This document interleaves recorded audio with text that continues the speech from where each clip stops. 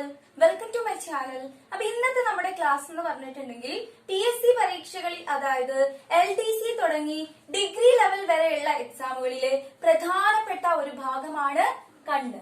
അപ്പൊ നിങ്ങൾ ശ്രദ്ധിക്കുക, ക്ലാസ്സുകൾ നിങ്ങൾക്ക് ഇഷ്ടമായിട്ടുണ്ടെങ്കിൽ ലൈക്ക് ചെയ്യാൻ, ഷെയർ ചെയ്യാൻ, സബ്സ്ക്രൈബ് ചെയ്യാൻ മറക്കരുത്.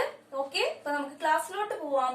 നിങ്ങൾ ശ്രദ്ധിക്കുക, കണ്ണിനെ കുറിച്ചുള്ള പഠനമാണ് ഒഫ്താൽമോളജി എന്ന് അറിയപ്പെടുന്നത്. കണ്ണിനെ കുറിച്ചുള്ള പഠനമാണ് ഒഫ്താൽമോളജി. ഇനി നിങ്ങൾ ശ്രദ്ധിക്കുക, നമ്മുടെ കണ്ണ് സ്ഥിതി ചെയ്യുന്നത് തലയോട്ടിയിലെ നേത്രകോടകത്തിലാണ്. നമ്മുടെ കണ്ണ് സ്ഥിതി ചെയ്യുന്നത് തലയോട്ടിയിലെ നേത്രകോടകത്തിലാണ്. ഓക്കെ, ഇനി നിങ്ങൾ നോക്കുക, നമ്മുടെ കണ്ണിലെ കാവൽക്കാർ എന്ന് അറിയപ്പെടുന്നത് കൺപോളകളാണ്. നമ്മുടെ കണ്ണിലെ കാവൽക്കാർ എന്ന് അറിയപ്പെടുന്നത് കൺപോളകളാണ്. ഓക്കെ, ഇനി ഈ ഡയഗ്രാം നോക്കുക നിങ്ങള്. നമ്മുടെ കണ്ണിൽ 3 പാളികൾ കാണപ്പെടുന്നുണ്ട്. ഏറ്റവും പുറമെ കാണുന്ന പാളിയാണ് ദൃഢപടലം അല്ലെങ്കിൽ സ്ക്ലീറ എന്ന് അറിയപ്പെടുന്നത്. ദൃഢപടലം അല്ലെങ്കിൽ സ്ക്ലീറ എന്നാണ് നമ്മുടെ കണ്ണിലെ ഏറ്റവും പുറമെയുള്ള പാളിയെ പറയുന്നത്. ഓക്കെ, ഇനി നിങ്ങൾ നോക്കുക, രണ്ടാമത്തെ പാളിയാണ് രക്തപടലം അല്ലെങ്കിൽ കൊറോയിഡ് എന്ന് അറിയപ്പെടുന്നത്. രക്തപടലം അല്ലെങ്കിൽ കൊറോയിഡ് എന്ന് അറിയപ്പെടുന്നത് രണ്ടാമത്തെ പാളി അല്ലെങ്കിൽ മധ്യപാളിയാണ്. ഓക്കെ, ഇനി നോക്കുക, മൂന്നാമത്തെ പാളി അല്ലെങ്കിൽ നമ്മുടെ കണ്ണിലെ ഏറ്റവും ഉള്ളിലായിട്ട് കാണുന്ന പാളിയാണ് റെറ്റിന അല്ലെങ്കിൽ ദൃഷ്ടിപടലം എന്ന് അറിയപ്പെടുന്നത്. ഓക്കെ, നിങ്ങൾ നോക്കുക, ഇതാണ് നമ്മളെ കണ്ണിൽ കാണുന്ന 3 പാളികൾ എന്ന് പറഞ്ഞാല് ഏറ്റവും പുറമെ ഉള്ളതാണ് ദൃഢപടലം. ഓക്കെ, അപ്പൊ നിങ്ങൾ ശ്രദ്ധിക്കുക, നമ്മുടെ നേത്രഗോളത്തിന് ആകൃതി നൽകുന്ന പാളിയാണ് ദൃഢപടലം അല്ലെങ്കിൽ സ്ക്ലീറ എന്ന് പറയുന്നത്. അല്ല, ഈ വെളുത്തോണ്ട് മുന്നിൽ കാണുന്ന ഈ ഭാഗം, ഇതാണ് ദൃഢപടലം എന്ന് പറയുന്ന ഔട്ടർ ലെയർ അല്ലെങ്കിൽ പുറമേയുള്ള പാളി എന്ന് പറയുന്നത്. ഇതാണ് നേത്രഗോളത്തിന് ആകൃതി നൽകുന്നത്. ഇനി നിങ്ങൾ ശ്രദ്ധിക്കുക, ദൃഢപടലത്തിലെ സുതാര്യമായ മുൻഭാഗമാണ് കോർണിയ. അപ്പൊ ദൃഢപടലത്തിൽ കാണുന്ന സുതാര്യമായ മുൻഭാഗത്തിനെയാണ് കോർണിയ എന്ന് പറയുന്നത്. ഇനി നിങ്ങൾ ശ്രദ്ധിക്കുക, മനുഷ്യനേത്രത്തിലെ കോർണിയയിൽ പുതുതായി കണ്ടുപിടിച്ച ഒരു പാളിയുണ്ട്. ഇതിനെ ദുവാപാളി എന്നാണ് പറയുന്നത്. ദുവാപാളി അല്ലെങ്കിൽ ദുവാസ് ലെയർ എന്നാണ് പറയുന്നത്. ഈ ദുവാപാളി കണ്ടെത്തിയ ഇന്ത്യൻ ശാസ്ത്രജ്ഞനാണ് ഹർമിന്ദർ സിംഗ് ദുവാ. ദുവാപാളി കണ്ടെത്തിയ ശാസ്ത്രജ്ഞനാണ് ഹർമിന്ദർ സിംഗ് ദുവാ. ഓക്കെ, നിങ്ങൾ ശ്രദ്ധിക്കുക, കണ്ണ് മാറ്റിവെക്കൽ ശസ്ത്രക്രിയയിൽ ഉപയോഗിക്കുന്ന കണ്ണിലെ ഭാഗം ഏതാണെന്ന് ചോദിച്ചാൽ അതും ഏത് തന്നെയാണ്? കോർണിയ തന്നെയാണ്. അപ്പൊ പഴയ കോർണിയ മാറ്റി പുതിയത് വെച്ച് പിടിപ്പിക്കുന്നതാണ് കണ്ണ് മാറ്റിവെക്കൽ ശസ്ത്രക്രിയ എന്ന് പറയുന്നത്. ഈ ശസ്ത്രക്രിയ അറിയപ്പെടുന്നത് കെരാറ്റോപ്ലാസ്റ്റി എന്നാണ്. എന്താണ് പറയുന്നത്? കെരാറ്റോപ്ലാസ്റ്റി. ഓക്കെ, അപ്പൊ നിങ്ങൾ ശ്രദ്ധിക്കുക, ഇത് മുൻ വർഷങ്ങളിൽ വന്നിട്ടുള്ള ഒരു ക്വസ്റ്റ്യൻ ആണ്. കെരാറ്റോപ്ലാസ്റ്റി ഏത് അവയവവുമായി ബന്ധപ്പെട്ടതാണെന്ന് ഒരു ക്വസ്റ്റ്യൻ മുൻ വർഷങ്ങളിൽ ഉണ്ടായിരുന്നു. അപ്പൊ നിങ്ങൾ നോക്കുക, കെരാറ്റോപ്ലാസ്റ്റി എന്ന് പറഞ്ഞാൽ എന്താണ്? കോർണിയ മാറ്റി പുതിയ കോർണിയ വെച്ച് പിടിപ്പിക്കുന്ന ശസ്ത്രക്രിയയാണ് കെരാറ്റോപ്ലാസ്റ്റി എന്ന് അറിയപ്പെടുന്നത്. ഇനി നിങ്ങൾ ശ്രദ്ധിക്കുക, ലോകത്തിൽ ആദ്യമായി കണ്ണ് മാറ്റിവെക്കൽ ശസ്ത്രക്രിയ നടത്തിയത് ഡോക്ടർ എഡ്വേർഡ് കൊണാർഡ് സിം ആണ്. Edward കൊണാർഡ് SIM. ഓക്കെ, ഇദ്ദേഹം ആ ശസ്ത്രക്രിയ നടത്തിയത് 1905 ഡിസംബർ 7 ഓസ്ട്രിയയിൽ വെച്ചിട്ടാണ്.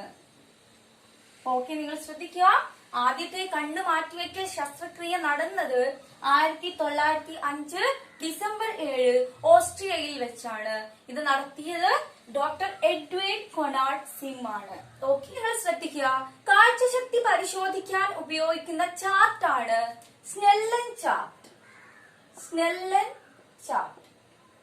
അപ്പൊ കാഴ്ചശക്തി പരിശോധിക്കാൻ ഉപയോഗിക്കുന്ന ചാർട്ടാണ് സ്നെല്ലൻ ചാർട്ട് എന്ന് അറിയപ്പെടുന്നത്. ഇനി ശ്രദ്ധിക്കുക, ദേശീയ അന്ധതാ നിവാരണ പദ്ധതി ആരംഭിച്ച വർഷമാണ് 1976. അപ്പൊ നിങ്ങൾ ശ്രദ്ധിക്കുക, ദേശീയ അന്ധതാ നിവാരണ പദ്ധതി ആരംഭിച്ച വർഷമാണ് 1976. അടുത്തത് നോക്കാം.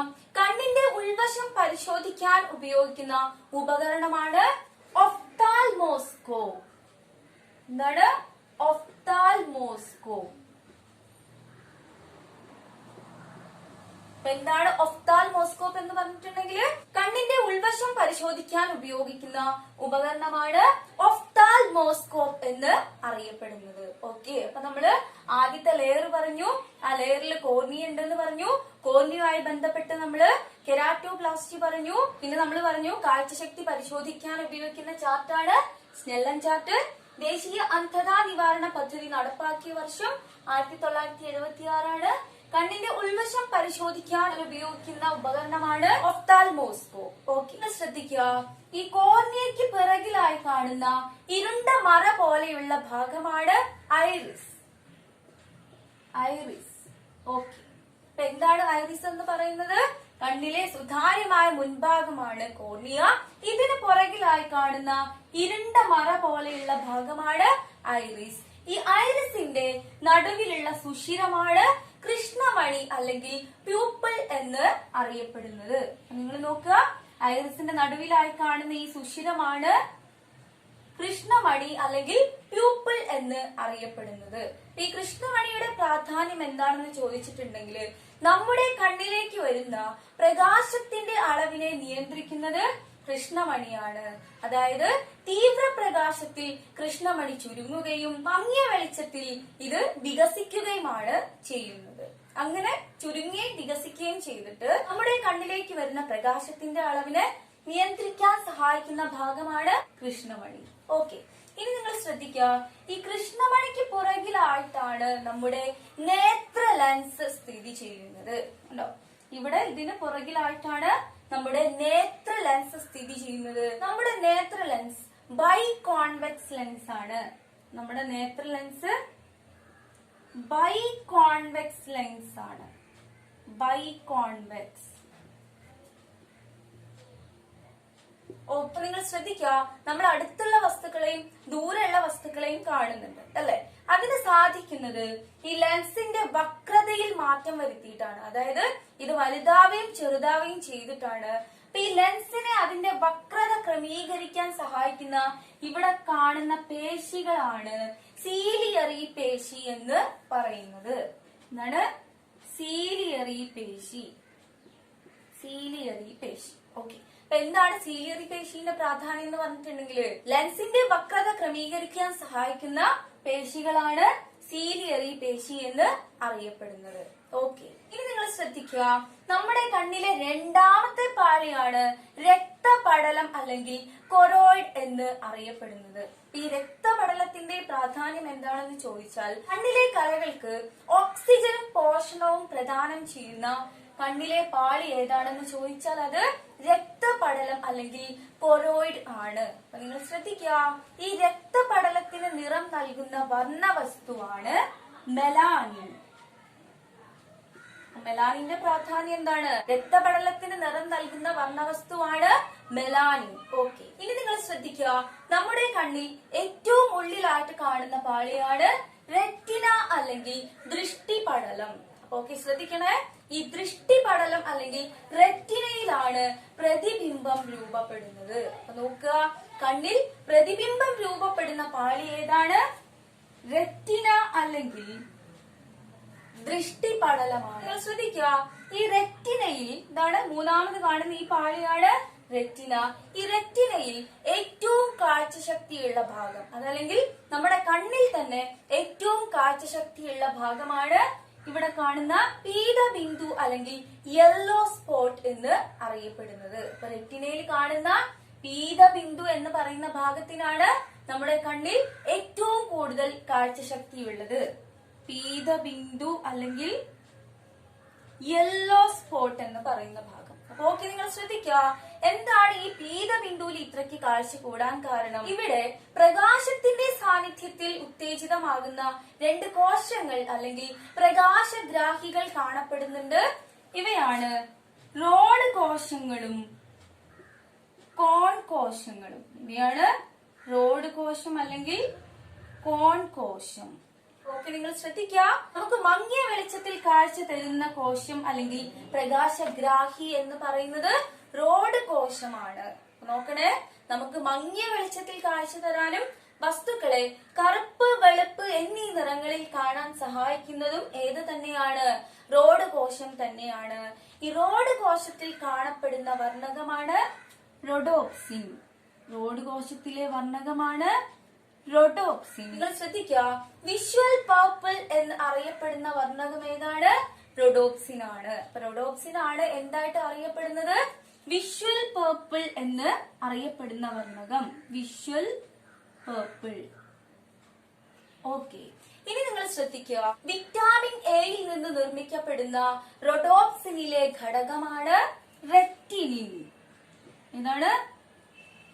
റെറ്റിനിൻ. അപ്പൊ നിങ്ങൾ നോക്കുക, റോഡ് കോശങ്ങളാണ് നമുക്ക് മങ്ങിയ വെളിച്ചത്തിൽ അല്ലെങ്കിൽ വസ്തുക്കളെ കറുപ്പായും വെളുപ്പായും കാണാൻ സഹായിക്കുന്നത്. ഇതിൽ കാണപ്പെടുന്ന വർണ്ണകമാണ് റോഡോപ്സിൻ.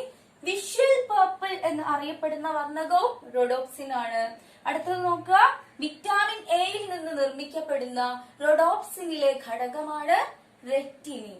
ഓക്കെ, അപ്പൊ നിങ്ങൾ ശ്രദ്ധിക്കണേ, വിറ്റാമിൻ എയുടെ കുറവ് മൂലം മങ്ങിയ വെളിച്ചത്തിൽ കാഴ്ച നഷ്ടപ്പെടുന്ന ഒരു അവസ്ഥയുണ്ട്. അതേതാണ്? നിശാന്തത അല്ലെങ്കിൽ നൈറ്റ് ബ്ലൈൻഡ്നെസ്. നിങ്ങൾ നോക്കണേ, നിശാന്തത അല്ലെങ്കിൽ നൈറ്റ് ബ്ലൈൻഡ്നെസ്. ഓക്കെ, ഇനി നിങ്ങൾ ശ്രദ്ധിക്കുക, അടുത്തത് ഏതാണ്? കോൺകോശം. ഈ കോൺകോശങ്ങളുടെ പ്രത്യേകത എന്താണ്? നിറങ്ങൾ തിരിച്ചറിയാനും തീവ്രപ്രകാശത്തിൽ വസ്തുക്കളെ കാണാൻ സഹായിക്കുന്നതുമായ പ്രകാശഗ്രാഹിയാണ് കോൺകോശങ്ങൾ. അപ്പൊ നിങ്ങൾ ശ്രദ്ധിക്കുക, കോൺകോശങ്ങളിൽ കാണപ്പെടുന്ന വർണ്ണകമാണ് അയഡോപ്സിൻ. കോൺകോശങ്ങളിലെ വർണ്ണകമാണ് അയഡോപ്സിൻ. ഈ അയഡോപ്സിൻ ആണ് വിഷ്വൽ വയലറ്റ് എന്ന് അറിയപ്പെടുന്നത്. Visual violet. നിങ്ങൾ ശ്രദ്ധിക്കുക, കോൺകോശങ്ങളിൽ കാണപ്പെടുന്ന വർണ്ണകമാണ് അയഡോപ്സിൻ. ഈ അയഡോപ്സിൻ അറിയപ്പെടുന്ന മറ്റൊരു പേരാണ് വിഷ്വൽ വയലറ്റ്. അതായത് വിഷ്വൽ വയലറ്റ് എന്ന് അറിയപ്പെടുന്ന വർണ്ണകം ഏതാണ്? അയഡോപ്സിൻ ആണ്. ഇനി നിങ്ങൾ ശ്രദ്ധിക്കുക, ചില ആളുകളിൽ പാരമ്പര്യമായി ചില കോൺകോശങ്ങൾ ഇല്ലാതെ വരികയും ചില നിറങ്ങൾ തിരിച്ചറിയാൻ പറ്റാത്തതുമായ ഒരു അവസ്ഥയുണ്ട്. ഇതിനെ വർണ്ണാന്ധത എന്നാണ് പറയുന്നത്. വർണ്ണാന്ധത അല്ലെങ്കിൽ കളർ ബ്ലൈൻഡ്നെസ്. അപ്പൊ നിങ്ങൾ ശ്രദ്ധിക്കുക, എന്താണ് വർണ്ണാന്ധത എന്ന് പറഞ്ഞിട്ടുണ്ടെങ്കിൽ ചില കോൺകോശങ്ങൾ ഇല്ലാത്തത് മൂലം ചില നിറങ്ങൾ തിരിച്ചറിയാൻ കഴിയാത്ത അവസ്ഥയാണ് വർണ്ണാന്ധത അഥവാ കളർ ബ്ലൈൻഡ്നെസ്. ഓക്കെ, അപ്പൊ നിങ്ങൾ ശ്രദ്ധിക്കണേ, കളർ ബ്ലൈൻഡ്നെസ് വന്നവരിൽ തിരിച്ചറിയാൻ പറ്റാത്ത നിറങ്ങളാണ് ചുവപ്പ്, പച്ച എന്നിവ. ചുവപ്പ്, പച്ച എന്നിവ വർണ്ണാന്ധത വന്ന ആളുകൾക്ക് തിരിച്ചറിയാൻ പറ്റാത്ത നിറങ്ങളാണ്. ഇനി നിങ്ങൾ നോക്കുക, വർണ്ണാന്ധത കണ്ടുപിടിച്ച ശാസ്ത്രജ്ഞനാണ് John Dalton. John Dalton.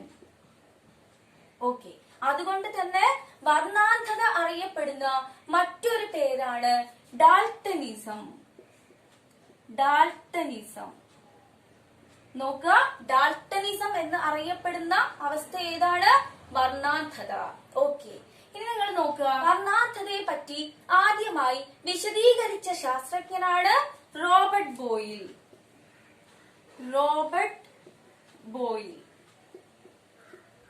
Okay, അപ്പൊ നിങ്ങൾ ശ്രദ്ധിക്കുക, രണ്ട് ഗ്രാഹികളെ കുറിച്ചാണ് നമ്മളിപ്പം പറഞ്ഞത്.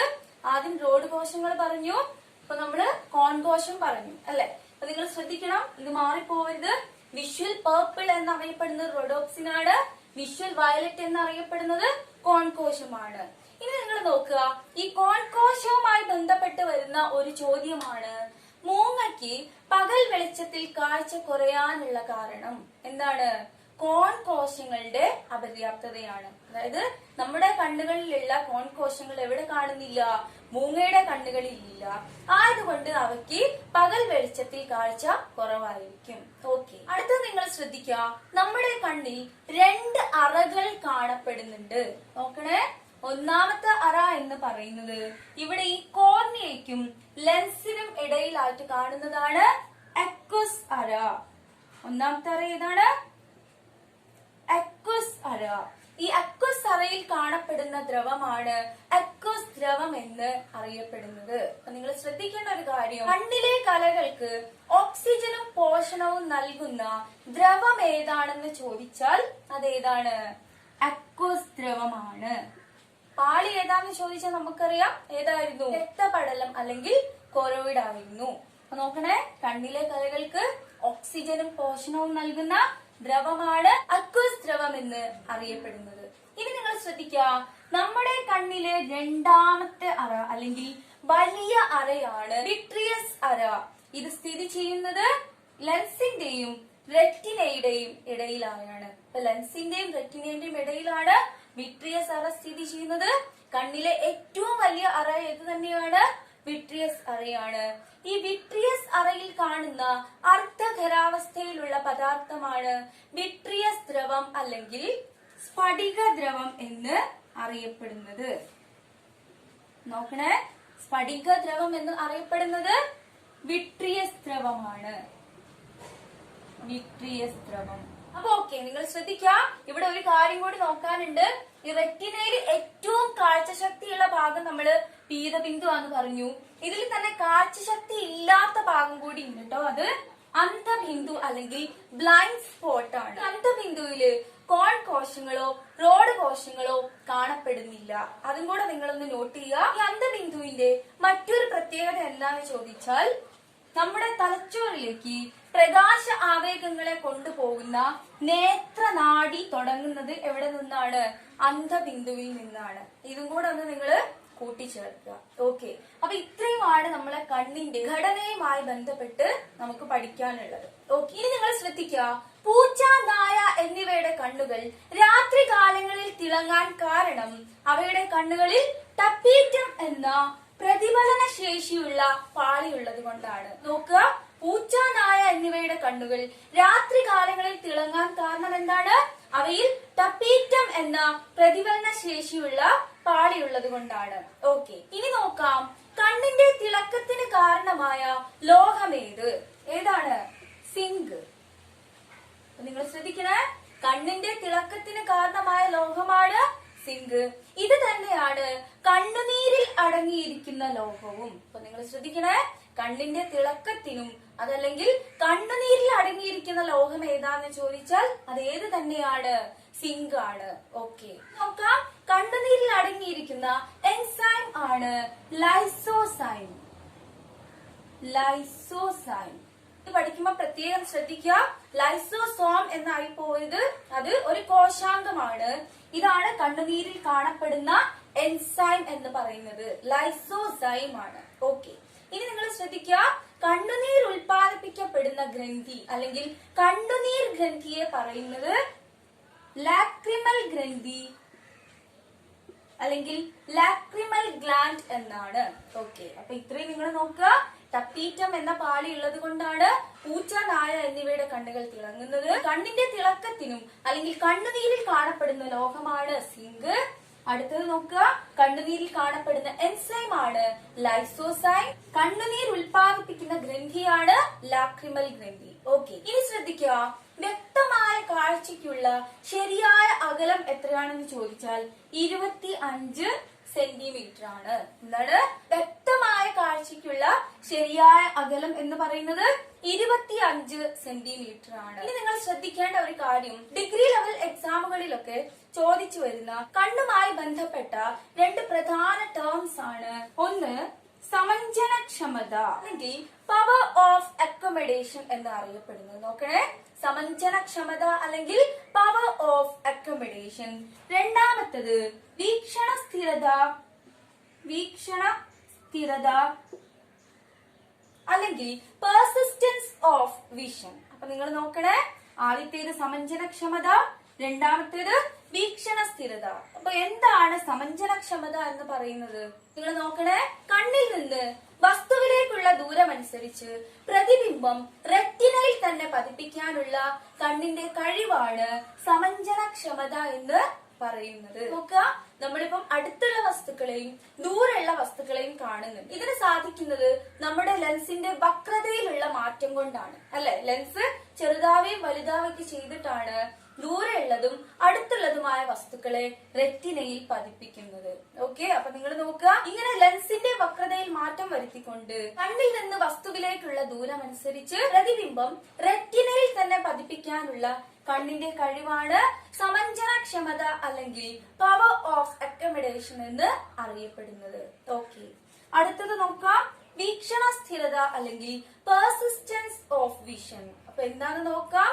ഒരു വസ്തു ജനിപ്പിക്കുന്ന ദൃശ്യാനുഭവം 1/16 സെക്കൻഡ് സമയത്തേക്ക് 1/16 സെക്കൻഡ് സമയത്തേക്ക് നമ്മുടെ കണ്ണിൽ തന്നെ തങ്ങി നിൽക്കുന്ന പ്രതിഭാസമാണ് വീക്ഷണ സ്ഥിരത അല്ലെങ്കിൽ പെർസിസ്റ്റൻസ് ഓഫ് വിഷൻ എന്ന് അറിയപ്പെടുന്നത്. ഓക്കെ, അപ്പൊ നിങ്ങൾ ഇത്രയും കാര്യങ്ങൾ ശ്രദ്ധിക്കുക. ഈ 2 ടേംസ് വളരെ പ്രധാനപ്പെട്ടതാണ്. ഇനി നിങ്ങൾ ശ്രദ്ധിക്കുക, കണ്ണുമായി ബന്ധപ്പെട്ട കുറച്ച് രോഗാവസ്ഥകളാണ് നമ്മൾ ഇനി ഡിസ്കസ് ചെയ്യാൻ പോകുന്നത്.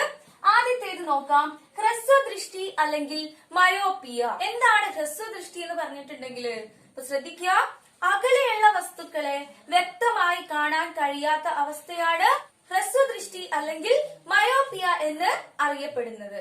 എന്താണ് ഹ്രസ്വദൃഷ്ടിക്ക് കാരണം? നിങ്ങൾ നോക്കുക, നേത്രഗോളത്തിന്റെ നീളം വർദ്ധിച്ച് പ്രതിബിംബം റെറ്റിനയ്ക്ക് മുമ്പിലായി രൂപപ്പെടുന്നതാണ് ഹ്രസ്വദൃഷ്ടി അല്ലെങ്കിൽ മയോപ്പിയയ്ക്ക് കാരണം. ഇനി നിങ്ങൾ നോക്കുക, ഇത് പരിഹരിക്കാൻ ഉപയോഗിക്കുന്ന ലെൻസ് ആണ് കോൺകേവ് ലെൻസ് അല്ലെങ്കിൽ അവതല ലെൻസ്. ഏതാണ്? കോൺകേവ് ലെൻസ് അല്ലെങ്കിൽ അവതല ലെൻസ് ആണ് ഹ്രസ്വദൃഷ്ടി പരിഹരിക്കാൻ ഉപയോഗിക്കുന്ന ലെൻസ് എന്ന് പറയുന്നത്. അടുത്ത നിങ്ങൾ ശ്രദ്ധിക്കുക, ദീർഘദൃഷ്ടി അല്ലെങ്കിൽ ഹൈപ്പർമെട്രോപ്പിയ. എന്താണ് ദീർഘദൃഷ്ടി എന്ന് പറഞ്ഞാല്?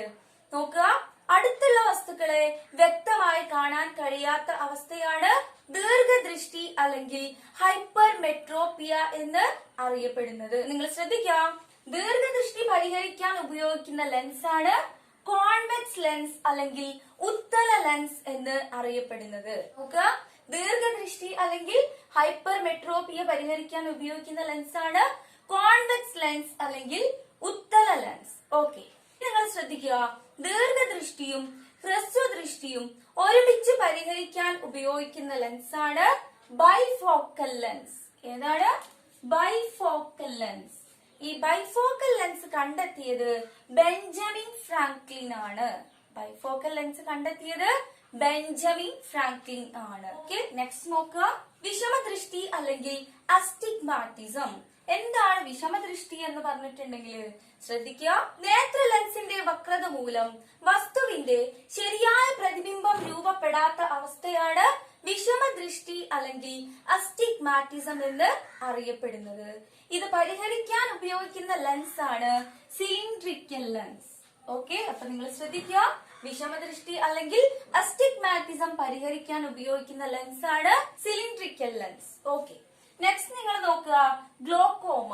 എന്താണ് ഗ്ലോക്കോമ എന്ന് പറഞ്ഞിട്ടുണ്ടെങ്കിൽ അക്വസ് ദ്രവത്തിന്റെ പുനരാകിരണം തടസ്സപ്പെട്ട് കണ്ണിലെ മർദ്ദം അസാധാരണമായി വർദ്ധിക്കുന്ന അവസ്ഥയാണ് ഗ്ലോക്കോമ എന്ന് അറിയപ്പെടുന്നത്. ഓക്കെ, അപ്പൊ ഗ്ലോക്കോമ എന്ന് പറഞ്ഞാൽ എന്താണ്? കണ്ണിലെ മർദ്ദം അസാധാരണമായി വർദ്ധിക്കുന്ന ഒരു രോഗാവസ്ഥയാണ്. ഇനി നെക്സ്റ്റ് നോക്കാം, സീറോഫ്താൽമിയ. അപ്പൊ എന്താണ് സീറോഫ്താൽമിയ എന്ന് പറഞ്ഞിട്ടുണ്ടെങ്കിൽ വിറ്റാമിൻ എയുടെ കുറവ് മൂലം കൃഷ്ണമണി ഈർപ്പരഹിതവും അതാര്യവുമായി തീരുന്ന അവസ്ഥയാണ് സീറോഫ്താൽമിയ. നിങ്ങൾ ശ്രദ്ധിക്കണേ, വിറ്റാമിൻ എയുടെ കുറവ് മൂലമാണ് സീറോഫ്താൽമിയ ഉണ്ടാവുന്നത്. ഇതിന്റെ കുറവ് മൂലം കൃഷ്ണമണി ഈർപ്പരഹിതവും അതാര്യവുമായി തീരുന്ന അവസ്ഥയാണ് സീറോഫ്താൽമിയ എന്ന് അറിയപ്പെടുന്നത്. അടുത്തത് നോക്കാം, കോങ്കണ്ണ് അല്ലെങ്കിൽ സ്ക്വീൻഡ് ഐ. അപ്പൊ നിങ്ങൾ ശ്രദ്ധിക്കുക, കണ്ണിലെ പേശികളുടെ സമന്വിത ചലനം സാധ്യമാകാത്ത അവസ്ഥയാണ് കോങ്കണ്ണ് അല്ലെങ്കിൽ സ്ക്വീൻഡ് ഐ എന്ന് അറിയപ്പെടുന്നത്. അതായത് 2 കണ്ണുകളും ഒരേ വസ്തുവിൽ കേന്ദ്രീകരിക്കാനാവാത്ത അവസ്ഥയാണ് സ്ക്വീൻഡ് ഐ അല്ലെങ്കിൽ കോങ്കണ്ണ് എന്ന് അറിയപ്പെടുന്നത്. അടുത്തത് നോക്കാം, ചെങ്കണ്ണ്. നിങ്ങൾ ശ്രദ്ധിക്കുക, നമ്മുടെ നേത്രാവരണത്തിനുണ്ടാവുന്ന ബാക്ടീരിയൽ ഇൻഫെക്ഷൻ ആണ് ചെങ്കണ്ണ് അല്ലെങ്കിൽ കൺജക്റ്റിവൈറ്റിസ് എന്ന് അറിയപ്പെടുന്നത്. ഓക്കെ, നെക്സ്റ്റ് നോക്കാം, വെള്ളെഴുത്ത് അല്ലെങ്കിൽ പ്രസ് ബയോപ്പിയ. എന്താണ് വെള്ളെഴുത്ത് എന്ന് പറഞ്ഞിട്ടുണ്ടെങ്കിൽ ശ്രദ്ധിക്കുക, പ്രായം കൂടി വരുമ്പോൾ ലെൻസിന്റെ ഇലാസ്തികത നഷ്ടപ്പെട്ട് കാഴ്ച കുറയുന്ന അവസ്ഥയാണ് വെള്ളെഴുത്ത് അല്ലെങ്കിൽ പ്രസ് ബയോപ്പിയ എന്ന് അറിയപ്പെടുന്നത്. അപ്പൊ നിങ്ങൾ ശ്രദ്ധിക്കുക, ലെൻസിന്റെ ഇലാസ്റ്റികത കുറയുന്നതാണ് പ്രസ്ബയോപ്പിയയ്ക്ക് കാരണമെങ്കിൽ അടുത്തത് നിങ്ങൾ നോക്കുക, തിമിരം അല്ലെങ്കിൽ കാറ്ററാക്ട്. എന്താണ്? പ്രായം കൂടി വരുമ്പോൾ ലെൻസിന്റെ സുതാര്യത നഷ്ടപ്പെടുന്ന അവസ്ഥയാണ് തിമിരം അല്ലെങ്കിൽ കാറ്ററാക്ട് എന്ന് അറിയപ്പെടുന്നത്. അപ്പൊ നിങ്ങൾ ശ്രദ്ധിക്കുക, ലോകത്തിലാദ്യമായി തിമിര ശസ്ത്രക്രിയ ചെയ്തത് സുശ്രുതനാണ്. ലോകത്തിലാദ്യമായി തിമിര ശസ്ത്രക്രിയ നടത്തിയത് സുശ്രുതനാണ്. ഓക്കെ, അടുത്തത് നിങ്ങൾ ശ്രദ്ധിക്കുക, ട്രെക്കോമ. ഈ ട്രെക്കോമ മുൻ വർഷങ്ങളിലെ ക്വസ്റ്റ്യൻ പേപ്പറുകളിലൊക്കെ കണ്ടുവരുന്ന ഒരു ചോദ്യമാണ്. നമ്മുടെ കണ്ണിൽ ബാക്ടീരിയൽ ഇൻഫെക്ഷൻ മൂലം ഉണ്ടാകുന്ന ഒരു അവസ്ഥയാണ് ട്രെക്കോമ എന്ന് അറിയപ്പെടുന്നത്. നിങ്ങൾ ശ്രദ്ധിക്കുക, മുൻ വർഷങ്ങളിൽ ചോദിച്ചിരുന്നു ട്രെക്കോമ ഏത് അവയവവുമായി ബന്ധപ്പെട്ടതാണ്? കണ്ണുമായി ബന്ധപ്പെട്ട രോഗമാണ്. ഓക്കെ, അടുത്തത് നോക്കാം, എക്സോഫ്താൽമോസ് ഓർ പ്രൊപ്റ്റോസിസ്. എന്താണ് എക്സോഫ്താൽമോസ് എന്ന് പറഞ്ഞാൽ? നോക്കുക, നമ്മുടെ കണ്ണ് പുറത്തേക്ക് തള്ളി വരുന്ന അവസ്ഥയാണ് എക്സോഫ്താൽമോസ് അല്ലെങ്കിൽ പ്രൊപ്റ്റോസിസ് എന്ന് അറിയപ്പെടുന്നത്. ഇത്രയുമാണ് നമുക്ക് കണ്ണുമായി ബന്ധപ്പെട്ട് പഠിക്കാനുള്ള രോഗാവസ്ഥകൾ എന്ന് പറയുന്നത്. ഓക്കെ, ഈ പരീക്ഷകളെ അടിസ്ഥാനമാക്കിയുള്ള കണ്ണിന്റെ ഭാഗങ്ങളും രോഗാവസ്ഥകളുമാണ് ഇന്ന് നമ്മൾ പഠിച്ചത്. ഇത്രയും കാര്യങ്ങൾ നിങ്ങൾക്ക് മനസ്സിലായെന്ന് വിചാരിക്കുന്നു. നിങ്ങൾക്ക് ഈ ക്ലാസ് ഉപകാരപ്രദമായിട്ടുണ്ടെങ്കിൽ ലൈക്ക് ചെയ്യാൻ, ഷെയർ ചെയ്യാൻ, സബ്സ്ക്രൈബ് ചെയ്യാൻ മറക്കരുത്. അടുത്ത ക്ലാസ്സിൽ പുതിയൊരു ടോപ്പിക്കുമായി നമ്മൾ വീണ്ടും കാണുന്നതാണ്. Okay, thank you.